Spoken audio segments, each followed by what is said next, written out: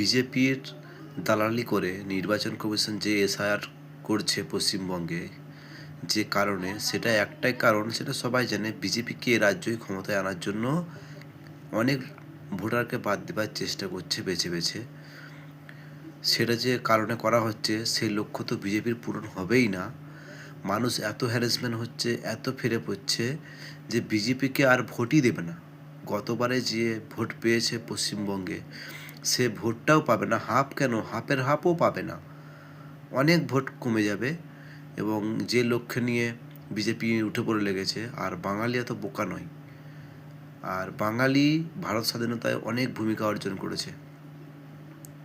সেক্ষেত্রে বলি, বাঙালি বোকা নয়, আর বাঙালি এত খ্যাপাও নয় যে এসআইআর হবার পরেও যদি কেউ বিজেপিকে ভোট দেয়, তাহলে বলবো সে চোখ থাকতেও অন্ধ, এবং তার নাক না থাকলে সে গু খেয়ে ফেলতো। এটা শুনতে খারাপ লাগলেও কথাটা কিন্তু সত্য। এরপরও যদি কেউ বিজেপিকে ভোট দেয়, তাহলে ভেবে নেবেন যে এইটা তার ভুল, তার ব্যর্থতা। এখানে এসআইআর করা হচ্ছে একটা কারণে, বিজেপিকে রাজ্যে আনার জন্য। আগে যখন এসআইআর হয়েছে এভাবে এসআইআর করা হয়নি। এখন এসআইআরে এত কী জন্য হচ্ছে? আবার মাধ্যমিকে অ্যাডমিট কার্ডকে বাদ দেওয়া হয়েছে, নানা রকম কলা কৌশল। নির্বাচন কমিশনার বয়স্ক মানুষ যেন লিখতে লিখতে রাতের বেলায় নোটিশ জারি করলো, দিয়ে সকালবেলা উঠে মনে পড়লো যে এটা তো ভুল হয়ে গেছে, ধরে পাল্টে দিল। এরকম করে যাচ্ছে নির্বাচন কমিশনার। যেটা নয় সেটাকে বলে দিচ্ছে, আজকে রাতে একরকম নোটিশ দিচ্ছে, সকালে উঠে মনে পড়ছে, ভেমরতি ধরে আবার নোটিশকে চেঞ্জ করে দিচ্ছে। এটা কি ছেলে খেলা হচ্ছে, না মানুষের নথিকে নিয়ে ছেলে খেলা হচ্ছে? আর ভোটার নির্বাচন কমিশন যে এআই দিয়ে করা হচ্ছে, এটা তো মেশিনের কোনো এ নয়, এটা অধিকার। ভোটাধিকার মানুষের, এটা মেশিনের মাধ্যমে যাচাই করবে কেন? এত কিছু ভোটার হয়েছে, এখন তা করার প্রয়োজন পড়ছে।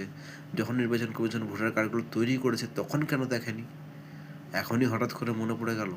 তুমি চোর ঘরে ঢুকিয়েছো, ঢুকানোর পর মনে পড়ছে?